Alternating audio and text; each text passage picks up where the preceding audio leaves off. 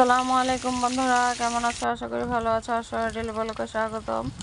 যারা ইউটিউব থেকে আমার চ্যানেলটা দেখতেছো তারা সাবস্ক্রাইব করে দিবা, যারা ফেসবুক পেজ থেকে দেখতেছো তারা ফলো করে দিবা। তো আজকে আমি ডিম ভুনা করব। আমি আলু কুচি পেঁয়াজ কুচি দিয়ে ডিম ভুনা করব। তো আলু পেঁয়াজ কাঁচামরিচটা আমি তেলের মধ্যে ভেজে নিচ্ছি। ভাজা ভাজা হয়ে গেলে আমি দিয়ে দেবো স্বাদ মতো লবণ, পরিমাণ মতো হলুদ গুঁড়ো, মরিচ গুঁড়ো, আদা রসুন বাটা, আর দিয়ে দিব পরিমাণ মতো মুরগির মাংস মশলা। এটা তোমরা চাইলে দিতেও পারো, নাও দিতে পারো, দিলে একটু ভালো লাগে। তো আমি দিয়ে একটু ভালো করে নেড়ে চেড়ে ভেজে নেব।